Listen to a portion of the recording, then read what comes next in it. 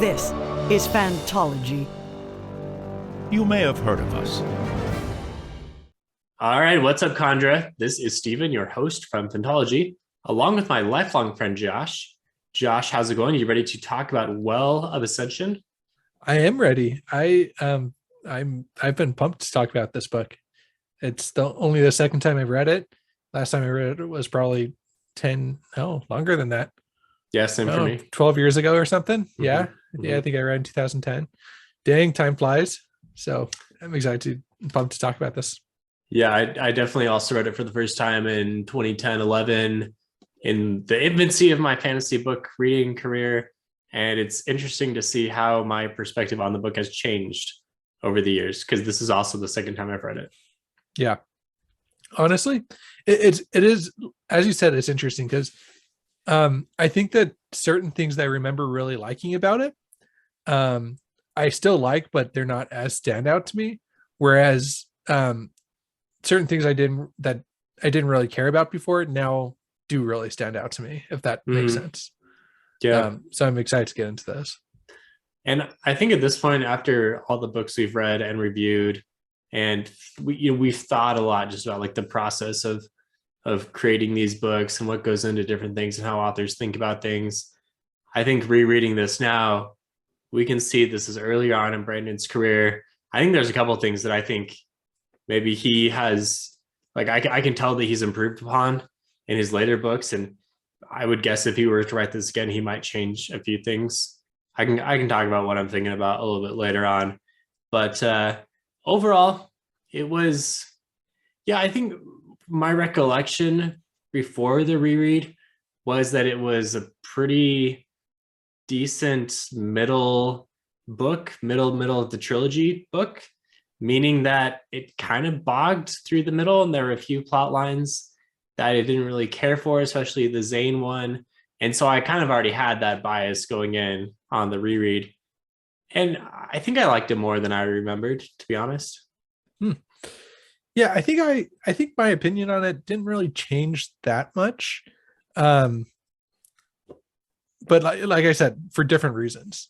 So I'll give an example. For one, I thought up until this point, I had only read fantasy books that really nailed the endings of things. Think like Ender's Game, has a phenomenal ending. Most of the Harry Potter books, for what they are, have really good endings. These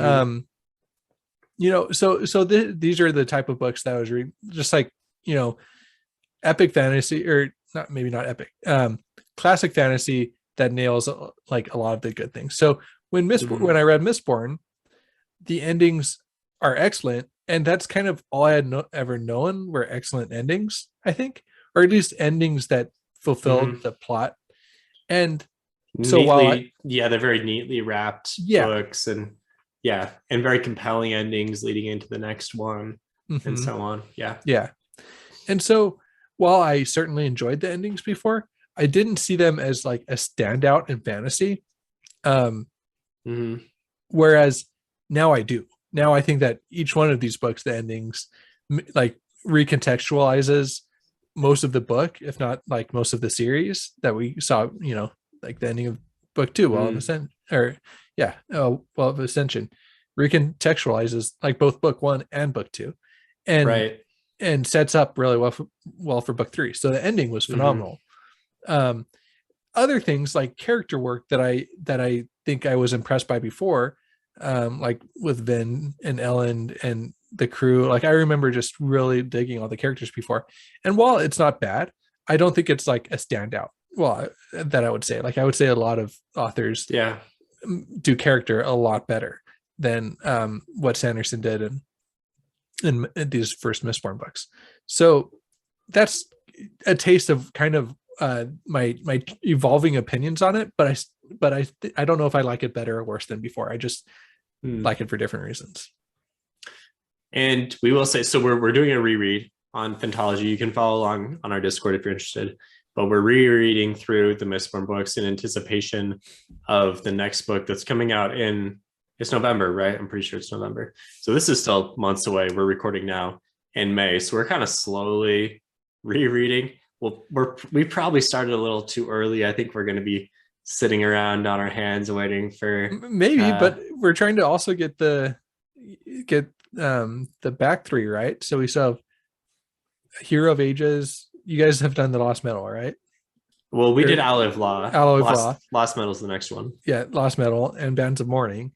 And we should probably do one for Secret History. Secret History too. Yeah, that needs its own episode. So okay. yeah, I think we're gonna nail it.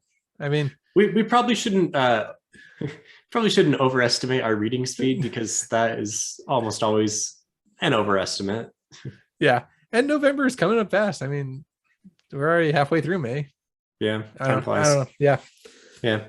Anyway, so we're not going to do spoilers for anything past the first Mistborn trilogy, we'll say. So sure, if you've only read the first Mistborn trilogy, listen along. We're not going to get too far into Stormlight or anything else. I'd say, yeah, for whatever reason, if you haven't even read Hero of Ages, then we'll try not to spoil that one either.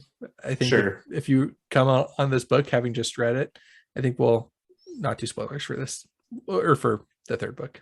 Okay. Yeah, I can promise that. Maybe we'll hint at things if we feel very compelled that how our discussion, interesting. Yeah. If our discussion will not be complete without including a spoiler, we'll tag it and then you can click off or something. Yeah. Good. Okay, that's it. So let's get started. I know you had some thoughts about Vind and Ellen's romantic relationship as it evolves in book 2. Yeah, so this is one where I was very into it my first read through. I think, I was like either 18 or 19 when I was reading it, so I like felt like Ellen, like I felt like I was Ellen, kind of like kind of into books. Like I feel like Ellen is how every nerd sees themselves, right? Okay, like sure. I don't know, am I wrong? Yeah, I mean, initially he's described as chubbier, not super athletic, really into books, just kind of like likes to. He's got some. No, he specifically says that like he's kind of chubby in the first book. Vin says that.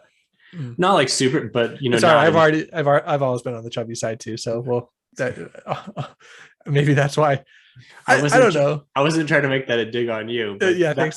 I'm pretty sure that is how he's described. I've always thought that he had a kind of like lower self-esteem, but like everybody, like all the women wanted to marry him because not only because of his house, but also like he was the mysterious kind of guy. Anyway, I don't know. I thought every nerd sees himself as like Quoth, also a big nerd, smart, good at everything. Every woman loves him, et cetera, et cetera. Like, isn't that how nerds see themselves? But then, in reality, we all lack confidence in different ways. Yeah. Okay. Well, I saw myself in Ellen, so we'll just leave it at that. Okay. Fair enough. But and then Vin, like I probably wouldn't go for Vin. If you listen to our episode about the Love, Marry, Kill or whatever episode, right. Yeah, Vin would probably be one that was too intimidating for me. I would be. I don't know. Ellen was always kind of worried that she was going to snap too. So, but anyway, that relationship was very compelling to me. Also, the stuff with Zane was compelling to me because it felt like a realistic strain to put on the relationship. And so I think that if anything, my reread of it might be lower, but I don't know if that's because I already know I guess how the relationship ends. I'm not going to spoil it because we just talked about how we wouldn't spoil it. But like, so maybe having that knowledge made it not quite as compelling to me this time around. But I still think that this is one of the better relationship that Sanderson has done, and that's not a super high bar because it's not like the best relationship in fantasy. Romantic relationship. Yeah, I should clarify. So there's a lot of vomit out there, but yeah. When you first read it, you said you're 18, 19. Now in your later 20s, 30. Yeah, well, okay, early 30s, very early 30s. Yeah, and you were married in the intervening times. So did your perspective on their relationship change, like as you read it again, do you think? Yeah, maybe it did feel kind of like a married guy writing the relationship. I don't know if that I don't To answer your question, yes, but again, I don't know if that's because I know how it goes, so it's just one of those things where the magic of reading it once is kind of gone once you already know what happens with it. Mhm. But I don't know, people love rereading Twilight, so Yeah. I guess I that's mean, not always the case, but that's I'm not married, but when I was and I read it about the same time as you, same ages, I think initially I liked reading romances and fantasy books because of that, like, chase aspect to it of, will they, won't they, like, how are they getting together type thing. And so I don't think Vin and Ellen was super compelling to me, because I was like, oh, they've already got together. Like, all the exciting part of the romance is it's done with. But now later on in the reread, the parts about like learning to trust each other and those types of themes, those I thought were really good, were harder hitting, and they seemed pretty realistic. And I imagine from your married perspective that those things are important, right? yeah, and it did a well enough job at like putting some um you know fantasy twists on classic marriage things, like one person always, like if one person works and the other person stays home, the person that stays home might always think that, like, oh, the person that works gets all the accolades, and they need to feel like they're like, I'm being Mm, protected by them, kind of these things that Ellen feels like is, uh-huh. Vin is the one actually getting stuff done, and she's the one that's protecting him, and he can't, like, Mm-hmm. all of that kind of happens in relationships where there's different roles in marriages, and some, so I think that's a really good point. And while it doesn't directly talk about like things that most relationships have to deal with, I think it does a well enough job at overlaying, those things that you do have to work Mm-hmm. on in a relationship onto this very strange situation they're in.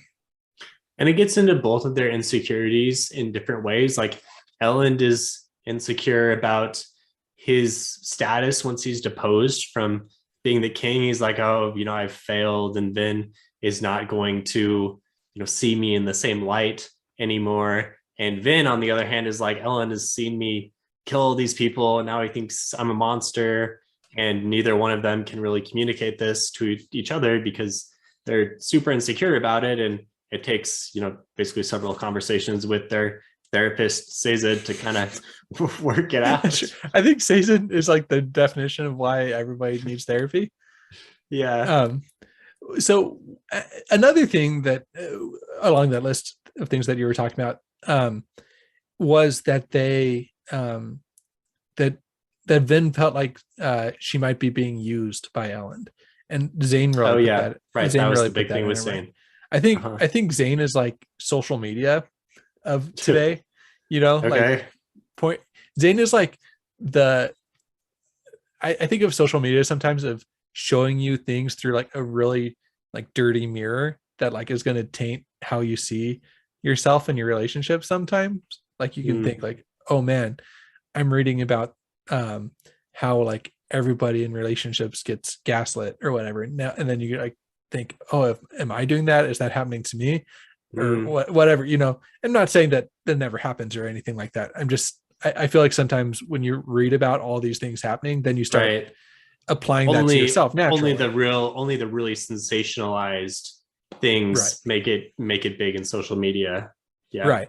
Yeah. So like you go read this Twitter thread about, I don't want to get into like specific things, but I feel like Zane kind of does that in this book.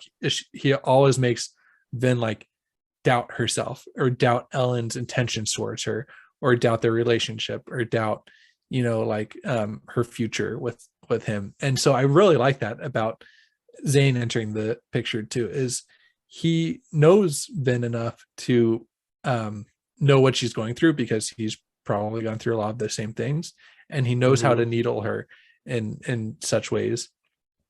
And he also he's also a compelling kind of villain because he also has a lot of trauma that's inflicted on him. I don't know why I'm just like transitioning to Zane here, but anyway, No, sure. Yeah. I really like that whole kind of dynamic between Ellen and Mm-hmm. Vin and the way that Zane screwed with it, and thought it was a interesting Mm-hmm. take on it. So Yeah, I thought Zane, I read him as a better villain than before. Straff was your typical like mustache twirling, Yeah. I'm evil villain. Like he wasn't very compelling. No, but yeah.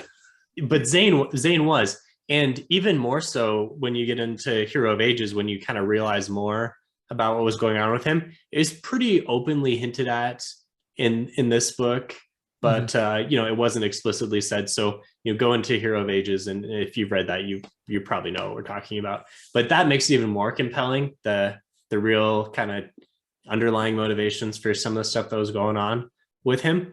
But the only thing about him that I didn't like as much was, as a reader, I could never buy that there was ever any chance of Vin like running off with him romantically. Like that was clearly never ever going to happen, right?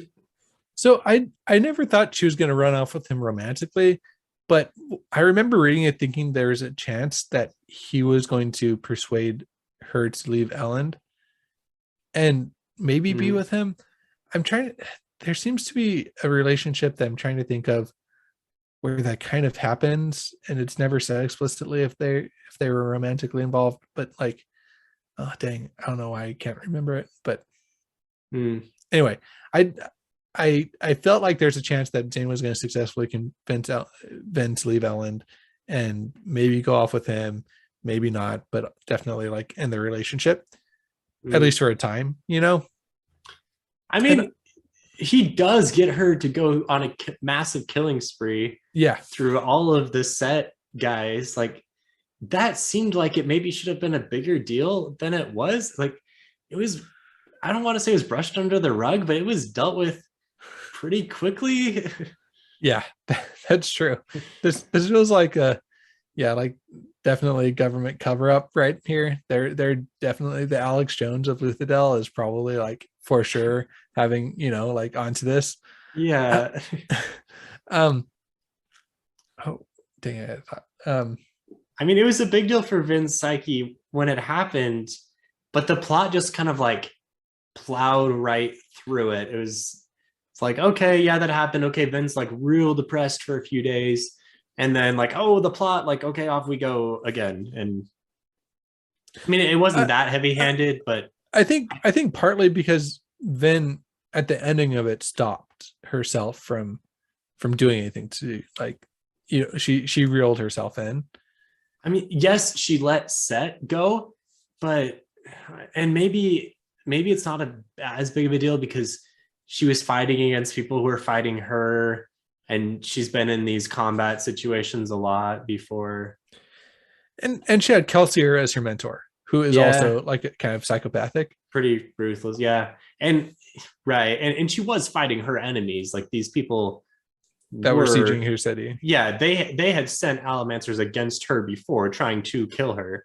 Yeah. So it wasn't like she was killing innocents or anything that bad. But you're right. The way it was framed was that if she makes this decision, it's kind of like a point of no return for her. And then she makes the decision, and then she makes like 9/10 of the decision or whatever. Right. And she like doesn't make it all the way. So, it's okay.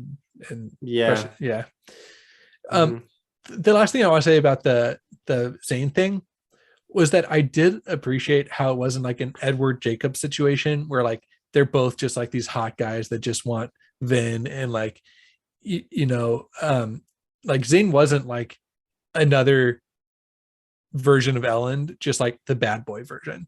You know what I mean? Like he was genuinely like speaking to a completely different side of Vin that like Elend could have no way of understanding, and wasn't doing so in like a I want you for your body sort of way. It was like a like I felt like it was a lot more mature than that, if that makes sense. And so I think that was compelling for me in that way too.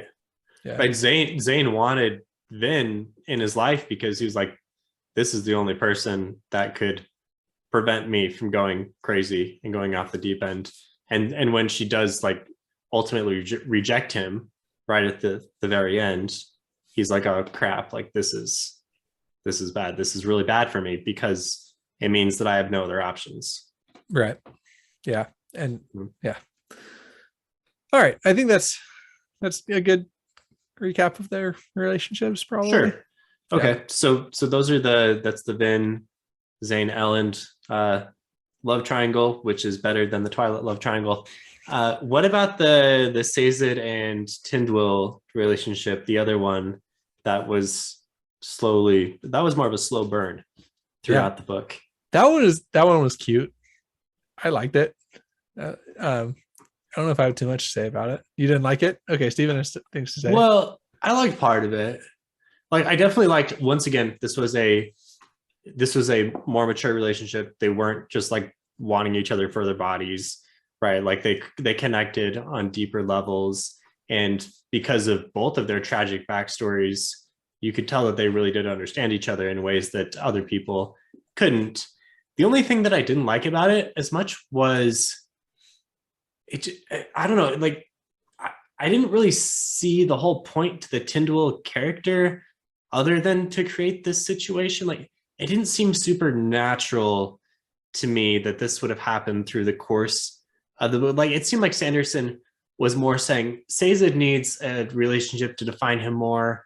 Like, okay, let's put this woman in and put them together, and like therefore Sazed's character will grow through that, which I guess is fine. It just felt a little more heavy-handed than, you know, these characters exist and they kind of naturally come together.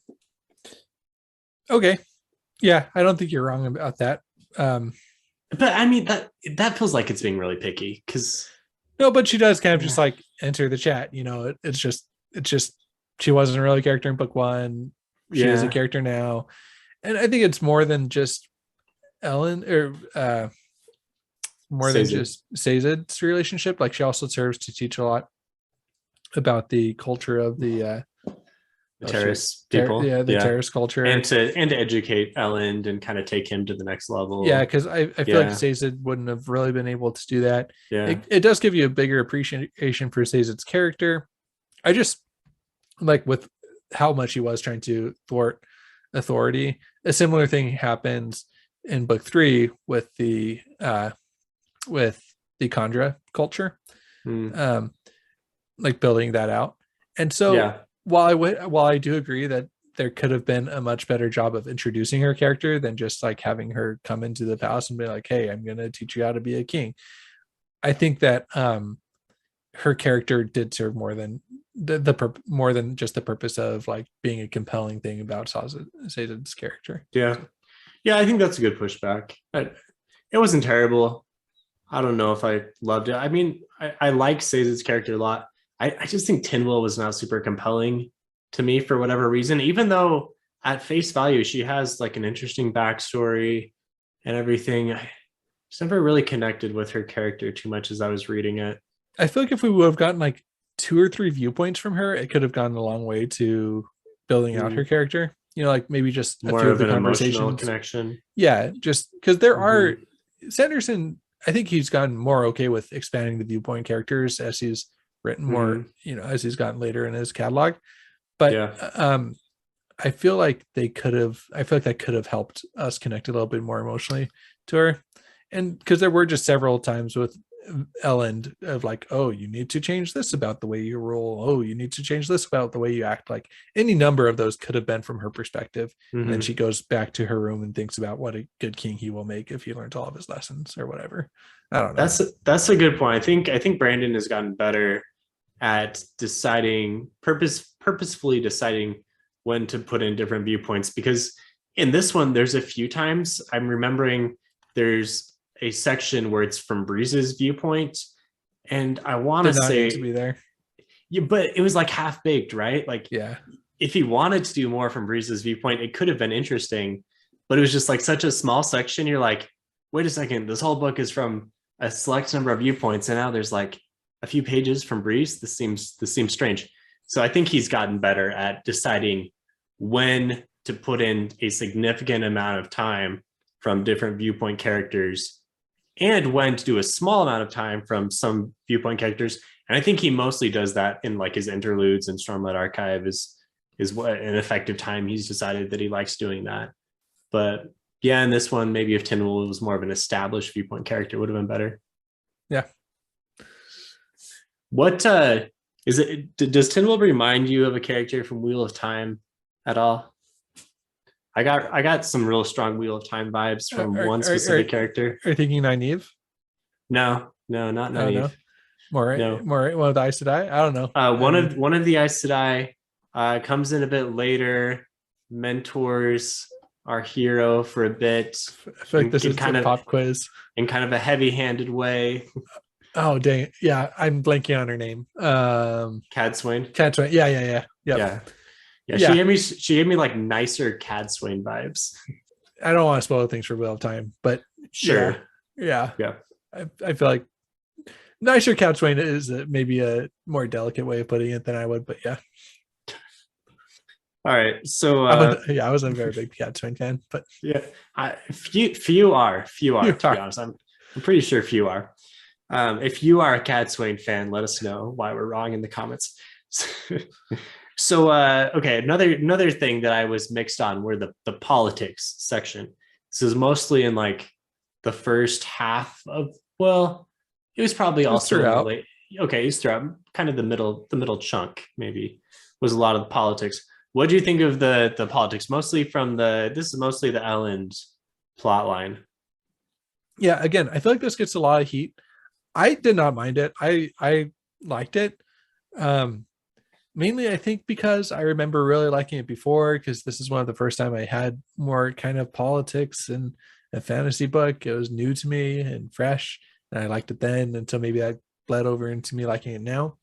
I can see how I get the point of it hurting the pacing of the book. But I also think that it does contribute a lot to the themes of like trying to develop this new kind of ruling class over, what used to be a dictatorship. It gives me kind of like the, French Revolution vibes. So I don't mind it, but I get why people do. That's my take on it. Yeah. I liked it okay. I actually don't think it bogged down, at least the politics didn't bog it down as much. I think where this book gets bogged down is in just like the incessant conversations that are happening somewhere in the palace. Feels like we're always going back to the palace for the next conversation. And so I really like the politics because at least then we were exploring other areas. We were out in the Lord's Round, to borrow from Abercrombie. And something interesting was happening. Something always interesting always happened in these political meetings. Yeah, man. So, I'm never going to the political meeting, by the way. Yeah. Did you hear about the senator from Hawaii that like apparently, sorry, this is real world politics, but apparently he like never went to, like, he's voted in absentee votes, like every one of his votes, and he hasn't been to Congress like ever. And he still is working as an airline pilot as a senator. I did not hear about that. Okay. This is a big take, but if I was in the Congress or whatever they had established, I would never go there because every single time is interrupted by assassins or something. Like I would definitely be voting absentee, or I don't know. You're gonna zoom in to all of your medieval fantasy meetings. Uh-huh.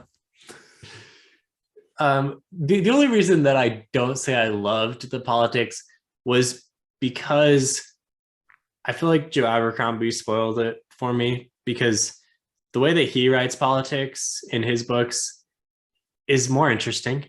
Yeah. I just like it more. And it's not as if it's more action packed. It just feels like there's more tension. He does a better job hopping around to different viewpoints, and there's a lot of interesting things that happen during his political. It's not like Abercrombie has a ton of politics, but when it does happen, it's always really exciting, really interesting, and I didn't quite get that same level of visceral excitement from Well of Ascension, even though the politics end with this really exciting bloody battle. I think part of it is because the politics in this, you always knew who you're rooting for. It was always like you just wanted Ellen to win. There, like Pembrose or whatever his name is, like he wasn't a bad choice, but like you never really felt compelled to vote for him. Yeah. Or to and same thing with what was the guy's Set? When Set came in. When Set came in. Yeah, you're like, he does not have good intentions. The way that Abercrombie writes it is everybody has good and bad intentions, and like you don't really know who you want to win. You just, so maybe that seems more real to life with real politics. Exactly. You're like well, These I people really are don't all want, scumbags. yeah, I really don't want this guy to win. Yeah. This guy doesn't seem very good either. But yeah, Uh-huh. yeah, Yeah, maybe that's why. Maybe I can only connect to politics if it seems like my real, not that I have any real political experience, but that's what seems like happens in the real world. yeah. Fair enough. Hmm. Yeah. Yeah. The one thing, the thing I didn't like as much about the politics, real quick, as we wrap this up, is it didn't seem at the end, it didn't seem to be that consequential. Like, it didn't really contribute a whole lot. This is one of the rare things where a main plot line didn't really contribute a whole lot to That's a good point. That's a good point. To the climax. Uh-huh. And the climax didn't really resolve it. Because Penrod became the king. Yeah. And that was like the big thing. Yeah. 60% or whatever of the ways into the books, like, crap, like Elend was gonna get his way back into king and it didn't work out, and like, oh no, now what's gonna happen? It's like, oh, okay, well, Penrod is king. No one actually cares about that because Elend is still cool and is still basically making any decisions that matter because he's gonna go off with Vin and do cool stuff. Like, yeah. Or Vin's just gonna do it herself. And then he's just gonna take the throne back because he realizes that he's the only one that can protect everyone, Right. I don't know. So there's kind of the maybe a little bit more sour to end the politics section on, but I felt like it needed to be said. So no, that's true. That probably helps me realize why it didn't quite sit with me as importantly, because if it turned out that in fact Penrod was evil, or at the end if Penrod was able to like really show how noble he was and he was elected king for a reason, and Elend was like, oh, Penrod is awesome, he's doing great stuff, like how do I deal with this because I also want to be king and I have ideas, stuff like that might be more compelling than just like, oh, it doesn't matter. Yeah.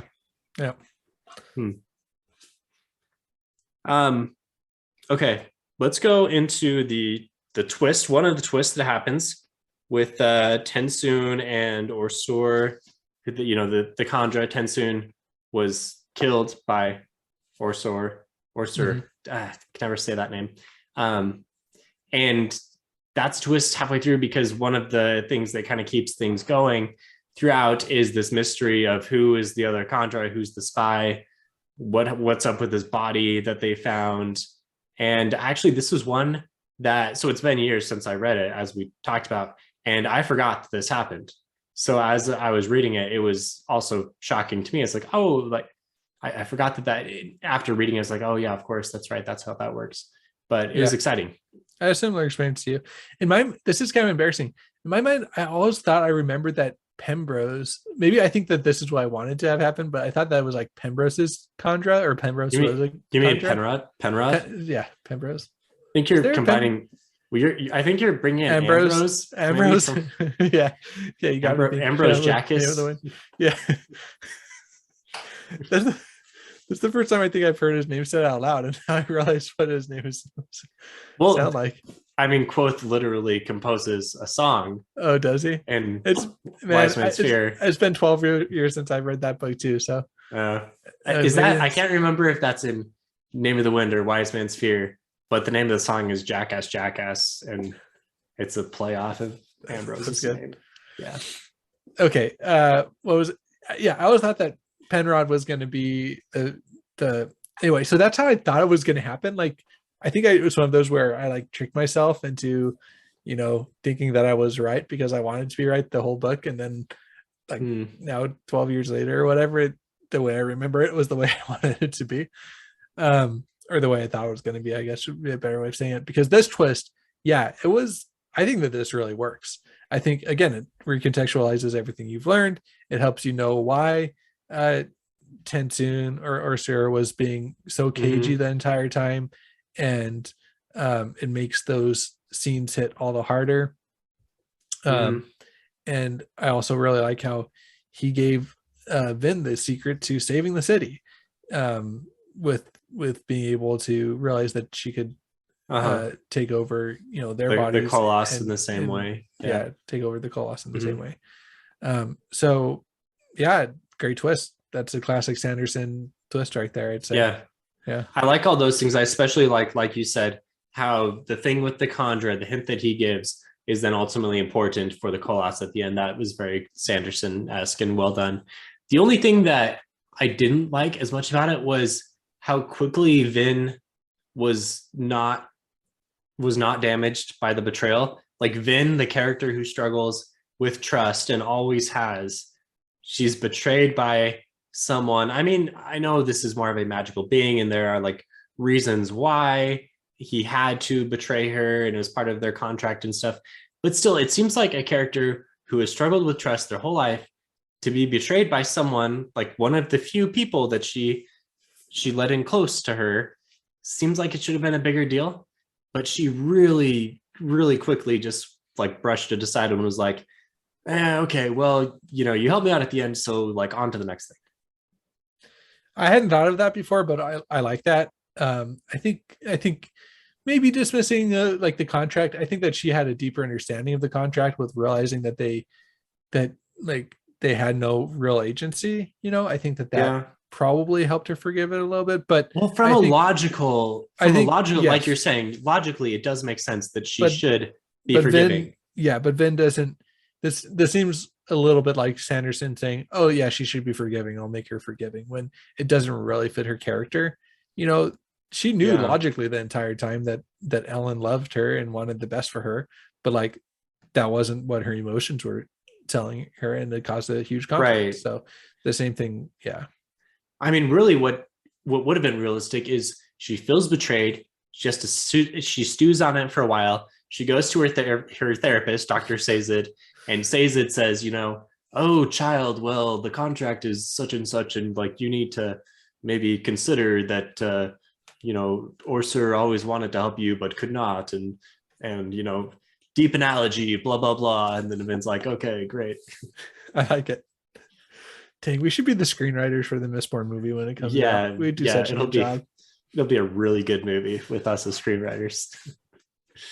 Oh yeah, let's hopefully no one sees that one. Have you seen the Reddit thing that's going around of these guys who are writing out these like really stupidly written, like purposely butchering plot lines and putting together movies? I heard Daniel Green did like a live reading. I listened to like 10 minutes of it. I tuned in. Oh, he's into that? Okay. I mean, I think it was the first one. I think it was for the Way of Kings. Yeah, I've seen this. I've seen the Way of Kings one, and I've seen one they did for Malazan. Yeah, it starts off with being like, oh yeah, and then I'm forgetting how they just totally butcher. It would be like if somebody heard like the names in the Way of Kings and saw the book cover and then like tried to write what the book was about what I got out of it. Yeah, it's like if an AI generated it, but the writing, like it makes sense in English writing and it's funny and like purposefully dumb. They're very well written Reddit threads. If you don't know what this is, go look it up. I don't know how you look this up. Stupid Stormlight movie plot. Maybe that'll take you there. They're fun reads. Okay. Nice plug. Okay. Yeah. Good plug for random Reddit threads. Okay, we're getting close to the end. Let's just kind of talk about the climax here. So, what do you think of the whole siege plot line and the final climax? Yeah, this is all, my point of view. What makes Sanderson one of the greatest authors of our time, and all time, I guess. But dang, let's go there. Well, I don't know, like not the greatest, but I think he's up there and like one of the greatest. Yeah, one of the greatest fantasy. Yeah, sure. Yeah. So yeah, just how we just talked about how the politics. This was kind of where the politics wrapped up on, was the siege and breaking through the wall. But so I guess it wasn't like in the ultimate climax, but it was definitely in this rising action was incorporated in there. Then finding out about the Colossus and about the Khandra, like that was huge. You get some what should be, if Sanderson would have handled these characters a little bit better, sad tragic deaths along with Tindwell. I actually was sad about that one. I was sad about that too, so maybe that means I had more of a connection to her than someone like Clubs, who I was like, that's a shame. Yeah So it was a Seinfeld reaction. Oh boy. So I'm kind of just running through these, but yeah, this was, I remember there's a few just Sanderson moments of his books that are just like burnt into my mind. One of them is the ending, or like the climax of The Way of Kings with, I don't want to spoil that, but you know what scene I'm talking about. Yeah. And then another one of them is this scene with Vin like falling from the sky and like just totally like taking control of Condra and then like changing the whole battle. Kolas. Like that, or Kola, sorry. And Yeah. changing the whole, like that's like an image that I've had in my mind for like the last 12 years. And it felt like it hit the same high points that it did 12 years ago. And I really liked it. Falling from the sky and cutting people in half dramatically is also a scene in Oathbringer. Yep.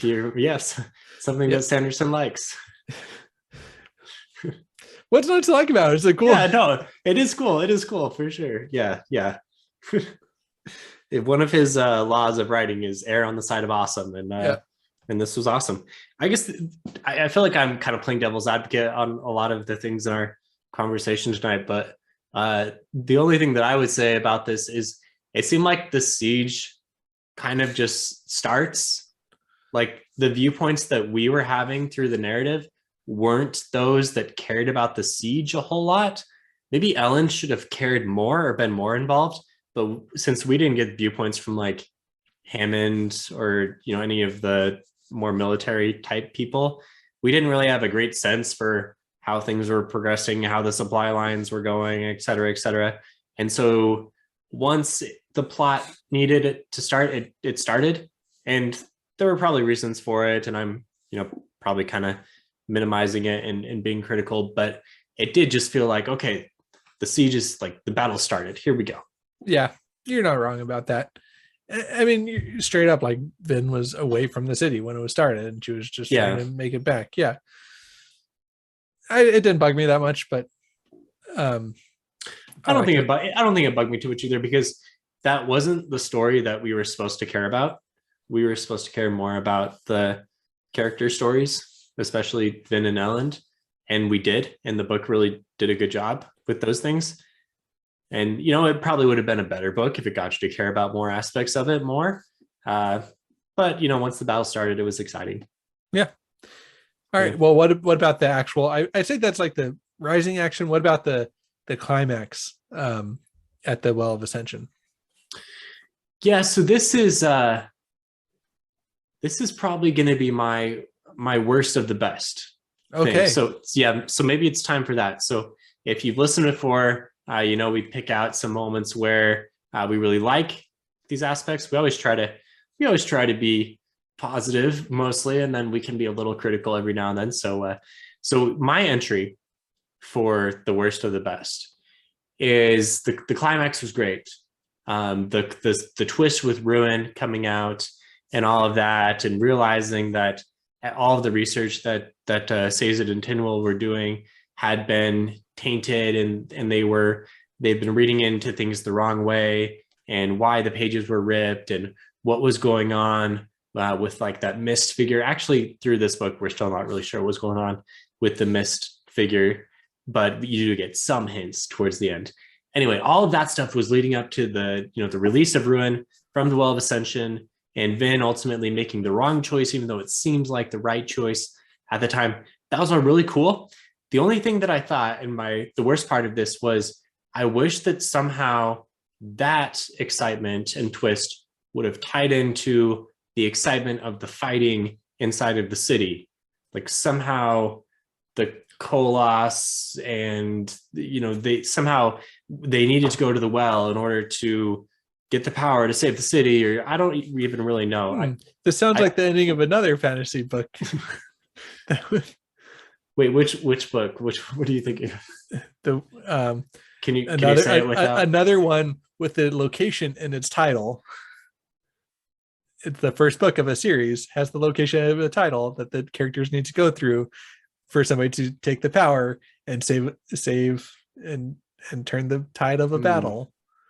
And the TV show adaptation was different than the book.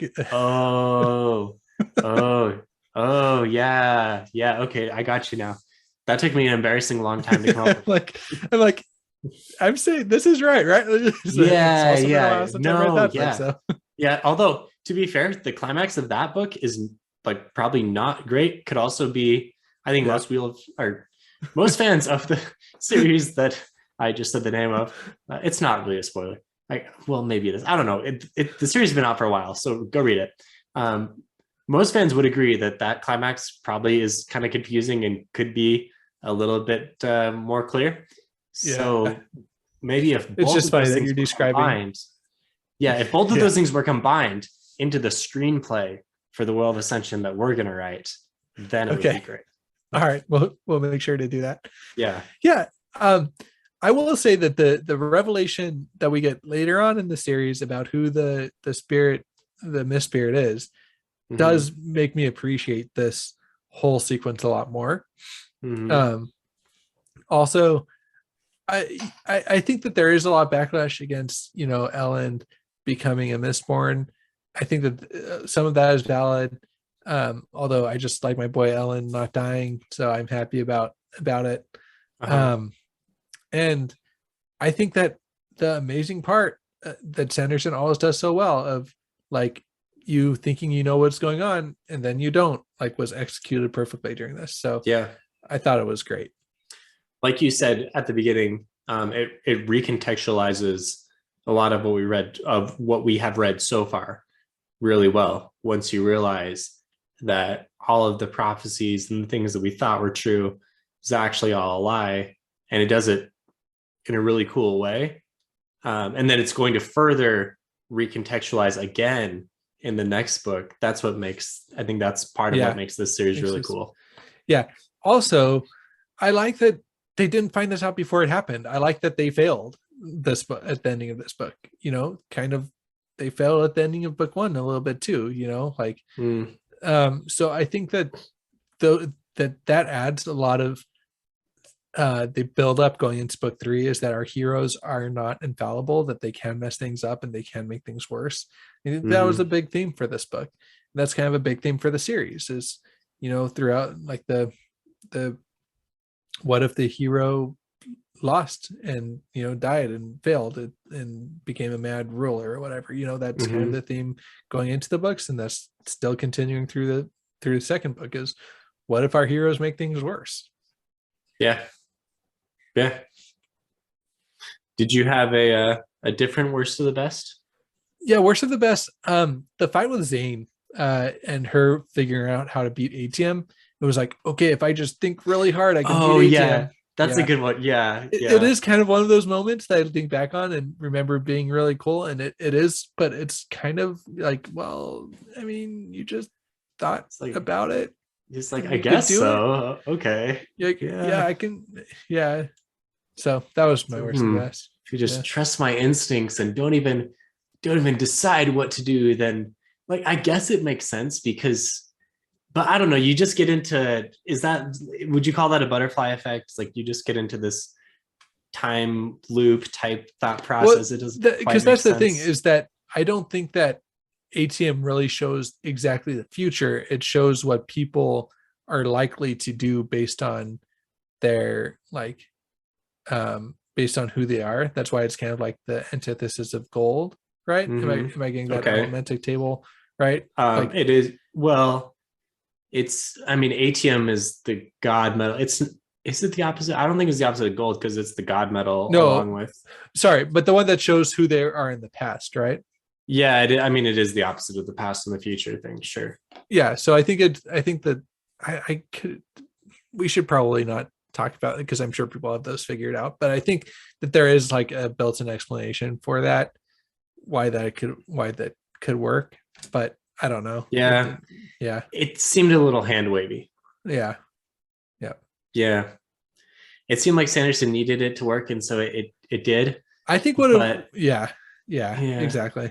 But it's like, this is the first time this has ever happened. Like, well, she didn't say that. Ben, in fact, was like, I'm sure people had figured this out before, but that's it wasn't true. the type of secret that you shared.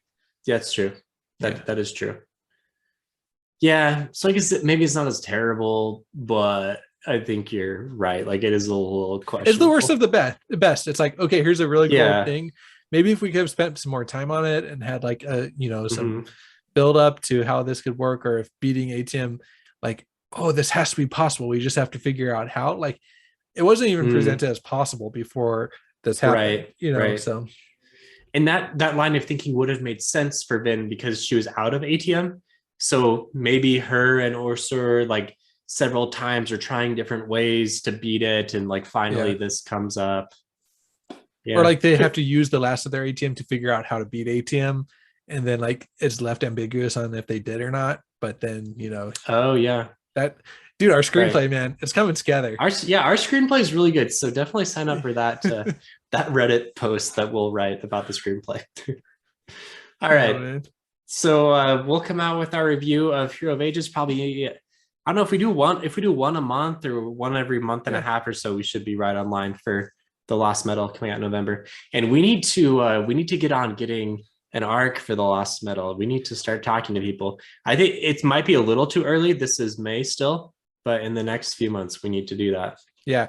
So I guess here's our plea to like, I don't to share, share this with other fantasy people that you think would like this content. Share it. If you're watching on YouTube, comment, like, subscribe. I don't know. There's our little pitch, Yeah, do all this but good stuff. that'll help us, prepare for get arcs and stuff in the future. So All right. See everyone later. Thanks, Josh.